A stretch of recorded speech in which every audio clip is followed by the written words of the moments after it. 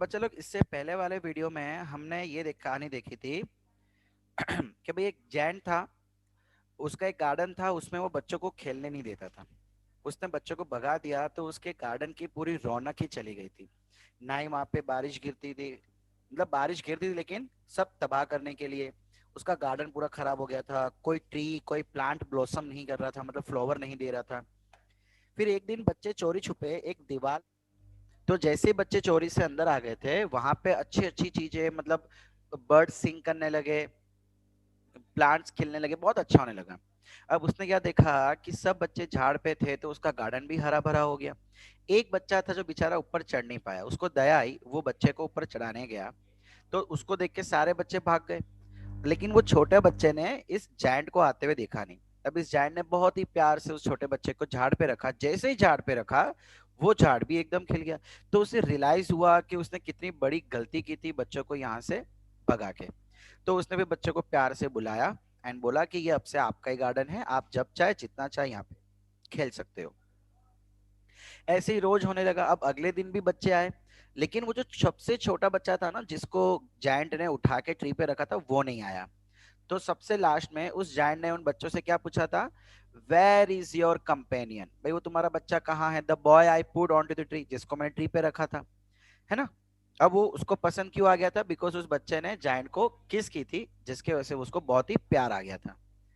तो जवाब क्या मिला, we don't know, answer the children, he has gone away. बच्चों ने बोला कि हमें पता नहीं यार, वो तो चला गया। You must tell him to be sure and come tomorrow, said the giant. अब जैन ने उसको क्या बोला कि तुम उससे बोल देना एकदम याद से कि कल आवे। But the children said that they did not know where he lived and he never seen before. The giant felt very sad. बच्चों ने क्या बोला कि हमें नहीं पता कि वो कहाँ रहता है और उसको हमने आज से पहले देखा भी नहीं है। अब ये सुन के बेचारा वो जैन काफी दुखी हो गया कि यार वो बच्चा अब मुझे मिलेगा नहीं। Every afternoon when school was over, the children came and played with the giant, but the little boy whom the giant loved was never seen again. The giant was very kind to all the children, yet he longed for his little friend and often spoke to him. How I would like to see him, he used to say. अब हर दोपहर में school खत्म होने के बाद बच्चे वहां पे आके इस बड़े से आदमी के साथ खेलते रहते थे। लेकिन वो जो छोटा बच्चा था ना, जिससे बहुत लगाव हो गया था जायंट को, वो कभी दिखा नहीं।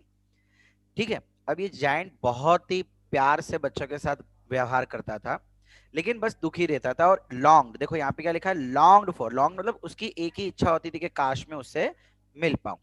एंड हमेशा अपने आप से बोलता रहता था कि यार मैं कैसे उसको मिलूंगा, मैं कैसे उसको मिलूंगा।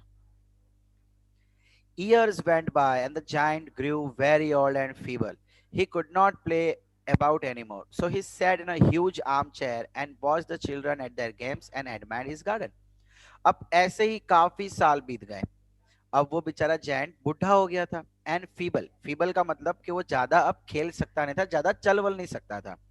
ठीक है। इसीलिए वो क्या करता था, एक आर्म चेयर, आर्म चेयर का मतलब जैसी चेयर आप देख रहे हो ना जिसपे हाथ रखने की जगह होती है, बस उस आर्म चेयर पे बैठा रहता था, बच्चों को खेलते हुए देखता रहता था and admired his garden. Admired का मतलब होता है कि बस अपने गार्डन की जो खिलखिलाहट है उसको, उसकी तारीफ करता रहता, उससे खुश होता रहता था। I have many beautiful flowers he said, but children are the most beautiful flowers of all. वो अपने आप से बोल रहा है कि यार मेरे गार्डन में कितने सुंदर फ्लावर्स हैं, लेकिन बच्चे जो है वो सबसे ज्यादा सुंदर होते हैं।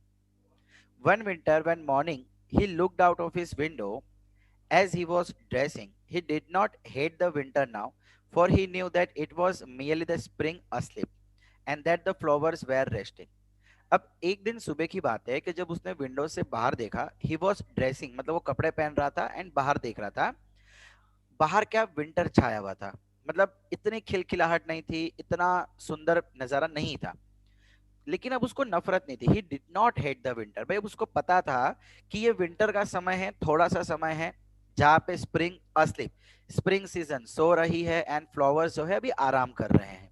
हर एक समय होता है जब फ्लावर्स खिलते हैं, जब स्प्रिंग सीजन आती है, बट अभी फिलहाल वो चीज नहीं है। Suddenly he rubbed his eyes in wonder and looked. It certainly was marvelous sight. In the farthest corner of the garden was a tree quite covered with a lovely white blossom. Its branches were golden and silver fruit hung down from them, and underneath it stood the little boy he loved. ओहो, ये क्या हुआ भाई? उसको पता नहीं कुछ ऐसा दिखा कि वो चौंक गया. ही रब्ड हिज आईज, उसको अपनी आंखों पे विश्वास नहीं हुआ, वो अपनी आंखें रब करने लगा. तो उसने क्या देखा? एक जगह देखते ही रहा. उसने देखा कि गार्डन के एक फारदेस्ट कॉर्नर, बहुत ही दूर कॉर्नर पे एक झाड़ था जिसपे अभी भी फ्लावर्स उगे हुए थे with lovely white blossoms. Blossoms का मतलब फ्लावर्स. भाई पूरा गार्डन सूखा पड़ा है लेकिन वो झाड़ अभी भी खिला हुआ है. उसके ब्रांचेस अभी भी गोल्डन है, उसपे से सिल्वर फ्रूट टंग रहे थे. एंड अंडरनीथ, अंडरनीथ का मतलब होता है उसके नीचे. उसके नीचे एक छोटा सा बच्चा खड़ा था जिसको वो बहुत ही चाहता था सालों पहले. Downstairs ran the giant in a great joy out into the garden. Downstairs ran the giant. भाई वो एकदम खुशी से, इन ग्रेट जॉय, एकदम खुशी से वो अपने घर के नीचे गया. डाउनस्टेयर्स मतलब सीढ़ियों से नीचे चलता हुआ गया. And out into the garden. He hastened across the grass and came near the child. भाई वो हेस्टेंड मतलब कि घास के ऊपर भी भागता हुआ, एकदम हम भाग रहे कैसे हाफते थक जाते, वैसे थका हुआ था लेकिन फिर भी भागता हुआ उस बच्चे के पास पहुंच गया. And when he came quite close to his face, grew red with the anger, and he said, "Who hath dared to wound thee?" For on the. तो देखो यहाँ क्या बोल रहा है कि जैसे वो बच्चे के पास गया, and when he came quite close to his face, close, his face grew red with anger. भाई जैसे वो बच्चे के पास पहुंचा, वो एकदम गुस्से में लाल बबूला हो गया. उसने बोला, जो जैन था आदमी ने बोला, Who hath dared to wound thee? देखो यहाँ पे बच्चा ध्यान से समझना. थी का मतलब यू, वाउंड का मतलब चोट, डेड का मतलब हिम्मत, हैत का मतलब जालिम. बोले किस जालिम की इतनी हिम्मत हुई कि उसने तुम्हें चोट पहुंचाई. मतलब जैसे वो बच्चे के पास पहुंचा ना, उसने क्या देखा कि उस बच्चे के हाथ में, देखो for on the palms, palm मतलब हथेली, बच्चे के हथेली में कुछ चोट लग गई थी. नाखून के निशान थे. प्रिंट, प्रिंट मतलब नाखून के निशान थे. And two nails were on the feet, उसके पांव में भी नाखून के निशान थे. वापस उसने वही पूछा, who had dared to wound thee? Cried the giant, tell me that I may take my big sword and slay him. भाई किसने हिम्मत की तुम्हें चोट पहुंचाने की, बताओ मुझे. I may take my big sword, मैं अपनी तलवार से उसको काट डालूंगा. स्ले हिम, स्वॉर्ड मतलब तलवार, एंड स्ले मतलब काट डालूंगा, मार डालूंगा, फोड़ डालूंगा. ना, आंसर द चाइल्ड, बच्चे ने बोला ना. But these are the wounds of love. बोले ये मुझे किसी ने चोट नहीं पहुंचाई है, ये तो प्यार की निशानी है, प्यार की चोट है. हु आर्ट धो, है ये धो मतलब योर, ये तुम्हारी कैसी कला है, मतलब ये काय के निशान है. Said the giant, and a strange awe fell on him and he fell before the little child.